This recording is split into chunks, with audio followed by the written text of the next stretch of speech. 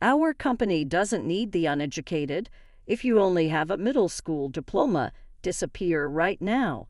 Those were the harsh words spat out by Director Mark. He made it clear that no handover or procedures were necessary, ordering my immediate departure from the company. Feeling disheartened, I wondered if all my efforts had been in vain due to my lack of formal education. Months later, when Mark was running around screaming, "How come we can't produce our products anymore when we used to make $800 million a year?" I seized the opportunity to speak the truth. It marked my victory and his downfall. My name is Shane Miller. Born to alcoholic parents, I now reflect on whether I should have sought medical help for them. But as a child, witnessing their constant fights, sometimes even being dragged into them, was painful. Even when relatives helped them secure jobs, those opportunities never lasted long. Thus, during my elementary and middle school years, I practically lived at my Uncle Ken's small repair shop, attending school from there. Ken wasn't well regarded by other relatives, much like my parents.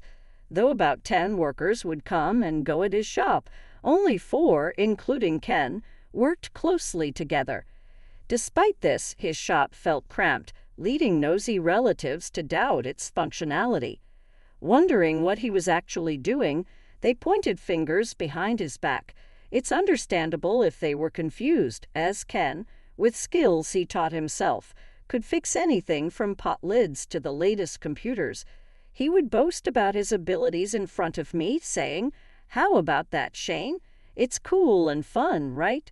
Despite being over 30 and having no intention of settling down, his reputation among relatives suffered. One day I asked him if, setting marriage aside, he ever wanted to join a bigger company, given his skills. Although just a kid at the time, it was an impertinent question. He laughed and said, "You know, that's impossible. I don't have the education. People without education can't get hired anywhere, so the only option is to make a living on your own." Though he laughed, he seemed somewhat lonely. As a child, I didn't fully understand his words. He kept exclaiming, "Cool and fun, right?" Without realizing it, I got swept up and ended up helping him with his work. Actually, it was fun. Thanks to that, I visited my home less and less until one day when I went back. I found that my parents had passed away. They died at the same time as a result of their heavy drinking. It wasn't from fighting, which was a relief to me. At that time, I was 17. After high school, I formally started working as a worker at Ken's shop. It had always been my playground. It was a workplace I knew well. I worked there without much pressure. However, less than a year after I started working, the shop was bought out by an electronics manufacturing company. Ken had connections, and he found employment for all his workers.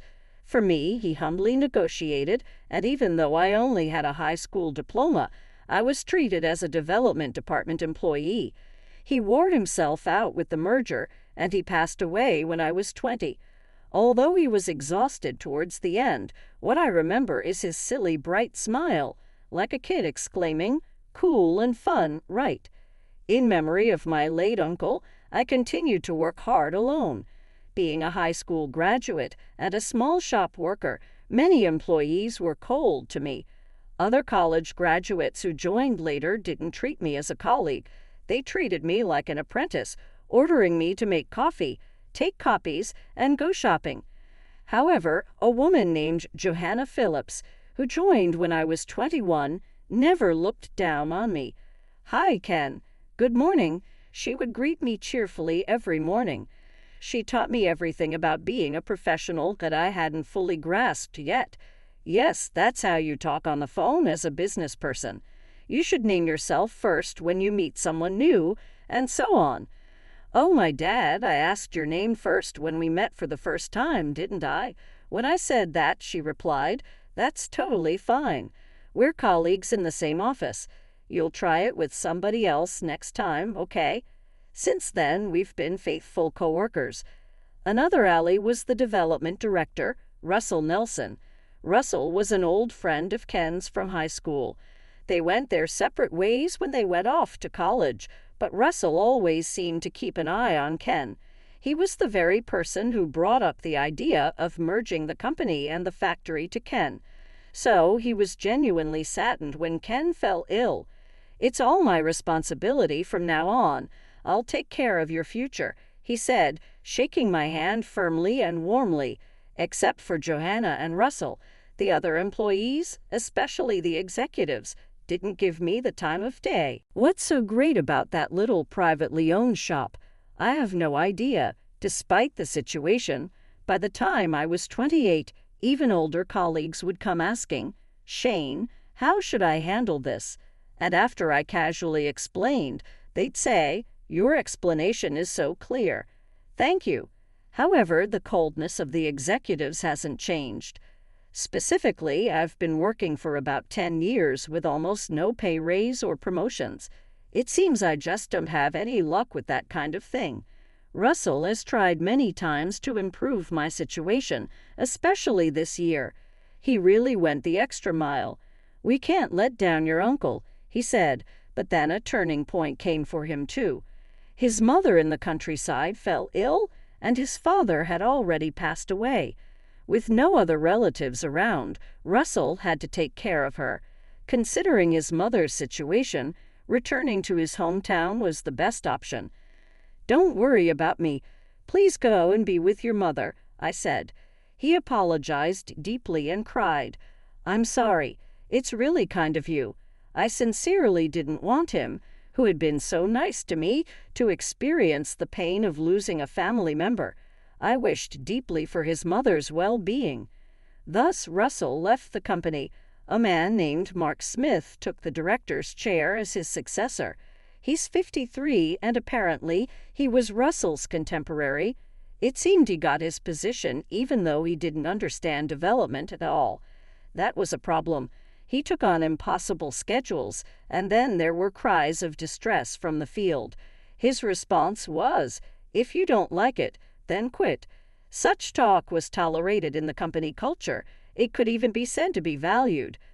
Originally a small manufacturing company 10 years ago, a specialized integrated circuit we developed for businesses took off.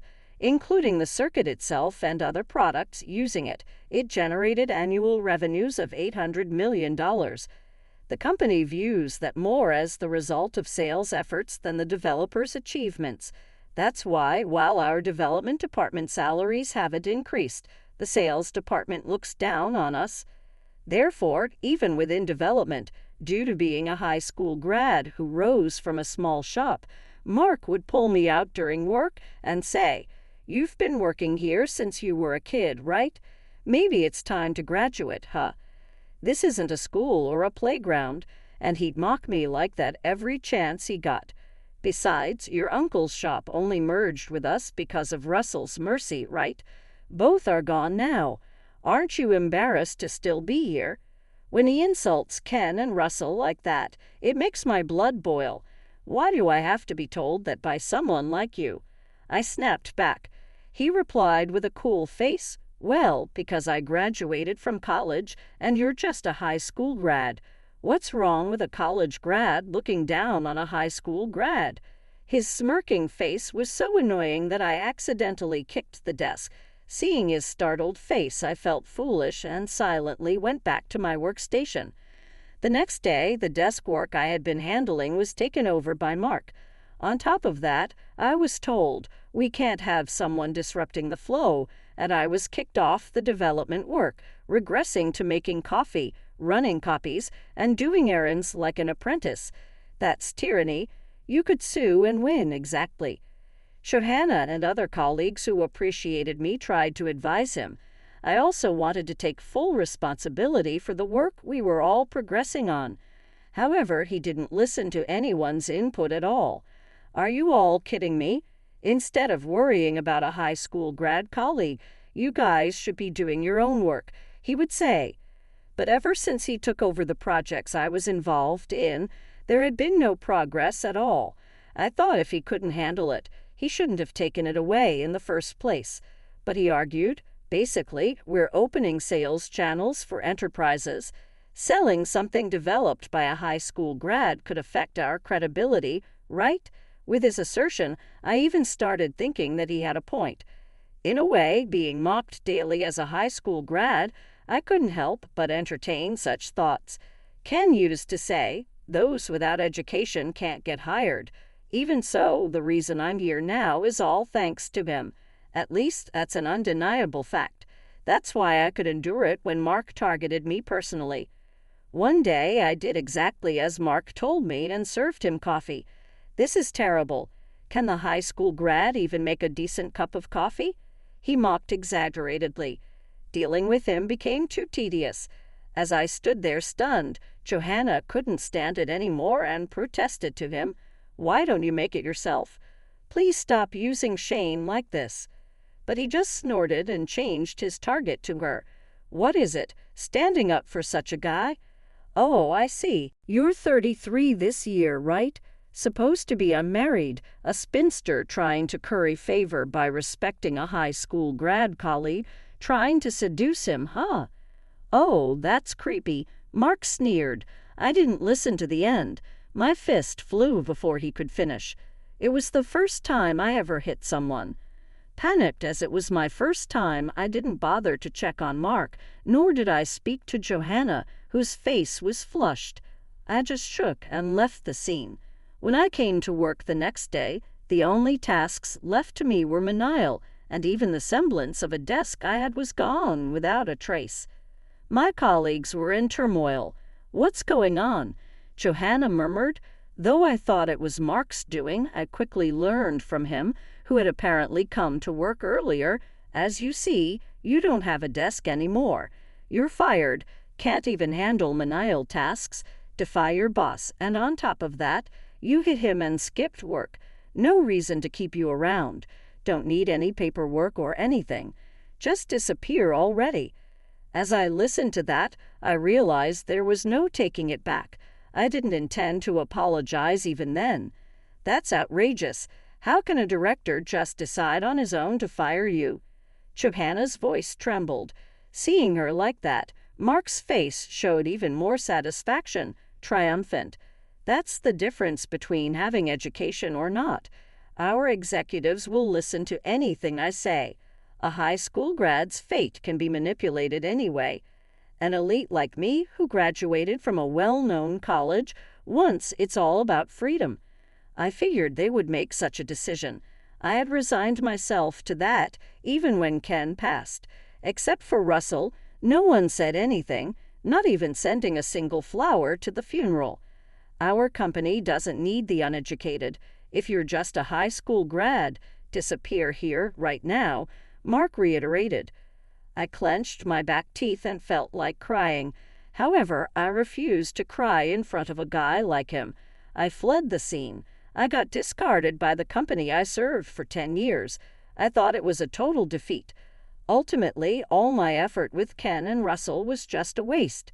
Right, that night, I was so frustrated I couldn't sleep, and when I woke up, it was past noon. It was around the time I would usually be at work when Johanna called me. "Can we meet now?" When I arrived at the cafe she specified, there was Johanna in casual clothes, unfamiliar to me, waving with a smile. "Hey, right here. What happened to your job then?" Casually, she replied, "After you left yesterday, I quit the company too." "What?" When I complained to Mark, he said, "You're fired too. No need for procedures." So I thought, that's exactly what I want. That's pretty much getting fired because of me. I can't believe she lost her job over it, I pondered. So I stammered apologetically, and she began to speak with a smile. "Do you remember when I first joined the company?" According to her, back then, the executives would come up to her in a sleazy, distasteful manner and say things like, "Wow, this year's newbie is cute, huh? How about I personally teach you some tricks of the trade?" When I said, "Please stop, it's unbecoming. Before teaching the newbie the tricks of the trade, maybe you should learn some basic decency," I apparently took them by surprise. "Cheeky brat," they'd say, and I'd reply, "Don't let a kid tell you this," and they'd shut up. It was so satisfying. Johanna said. But it's always been known that the executives are like that, not just with her. Russell, the only sensible one, suffered a lot because of it. I think he absorbed Ken's shop because he wanted some allies for you, Shane. The executive's behavior is nothing new. I was just one of the many you've helped over time, but since that time I've trusted you, to put it bluntly. I like you. That's why I've been putting up with that company until yesterday. Oh, you say such heart-racing things so casually. I was momentarily taken aback, but to assure myself it wasn't in that way, I teased her. I do like you. That's why I followed you and quit the company, she said, as if it was the most natural thing in the world. Actually, as a 28-year-old guy, while not hoping too much, I had grown quite fond of her. Being pressed that she liked me did make me a bit anxious. Okay, setting that aside, just as I was thinking she had moved on from quite a topic, she told me about her astonishing plans for the future. I was truly surprised, and suddenly all thoughts of liking or whatever had to be put aside. 3 months after implementing those plans, Johanna and I returned to the company that had pushed us out. Just before that, Mark had been calling us, frantically demanding, "What's going on? Explain this." Finally finding time to deal with him, we went all the way to see him. The company used to thrive even with incompetent executives, but now it lacks any vitality. Mentioning Mark, who was standing in front of us, he looked worn out and lifeless like a zombie. Seeing me, he repeated what he had been saying on the phone. "What's going on? Explain this," like a broken toy. "The moment I fired you, our company's products, which used to bring in $800 million annually, can't be produced. What's going on? Explain that." When he got a bit more specific, Johanna answered him in an exasperated tone. "It's been 3 months, and you still don't understand the situation. Shouldn't it be obvious if you think about it a little? Did you really go to college?" She said it emotionlessly, but it seemed to hit Mark even harder. He hung his head, unable to reply. It seemed he understood everything, but was too stubborn to admit it. Out of desperation, "Basically, I hold the patents for the company's products. That includes related items that use them." Lies. No way a high school grad like you could manage that. He finally started to throw a tantrum like a child. Just as I was thinking he was beyond hope, a familiar voice came from behind us. "Mark, everything was written in the handover documents, wasn't it? Did you skip over them? You were too upset about being moved to development to pay attention, right? That's quite careless." It was Russell. He came to help us after his mother had recovered, but you know this guy, he's just a high school grad.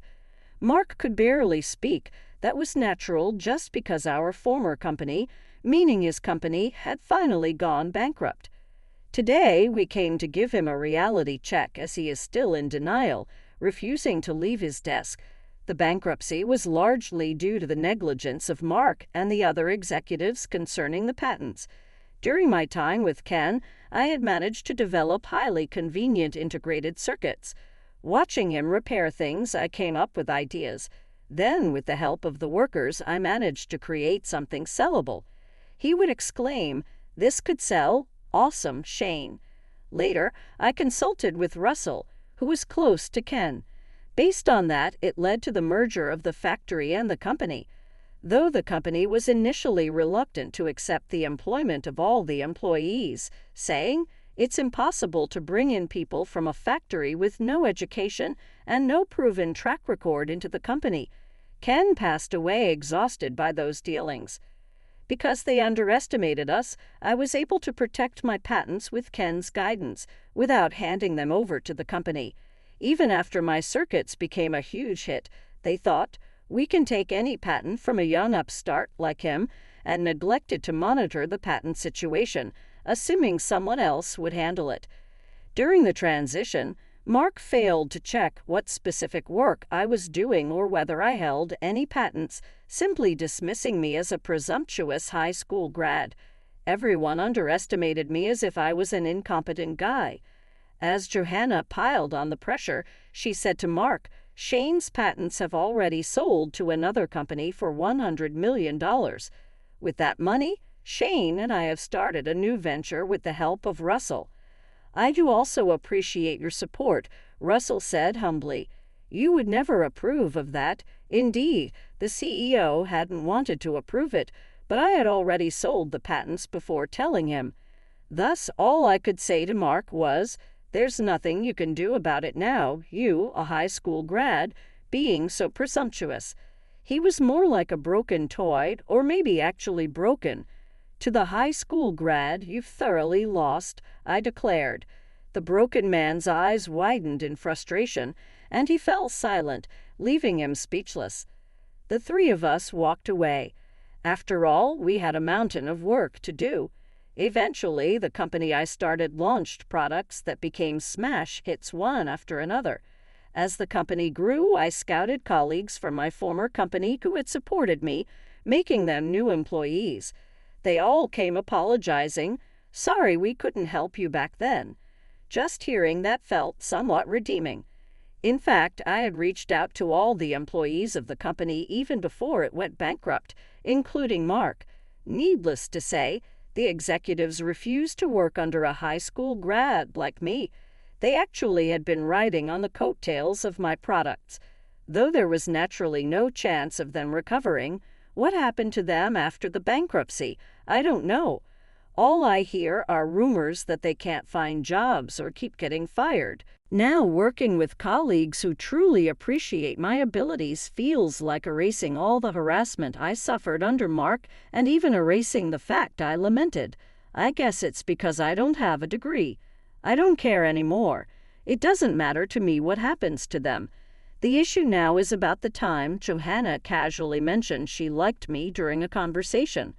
I pretended to forget about it because of work, but she has always been my emotional support. Of course, I was thrilled to be liked. It's time to show what kind of man you are. I'm sure your parents and Ken would want that. Russell encouraged me, and I confessed to Johanna, intending it as a little payback. "By the way, I like you," I said in the middle of a casual conversation. But she replied with a smile, "I know. Let's get married. That's how we are planning to get married soon." Thinking about it, it wasn't school but Ken who taught me everything. So there was never any need to worry about not having a formal education. I thanked my late uncle in my heart, thinking, "Ken, I become happy without a degree thanks to you. Keep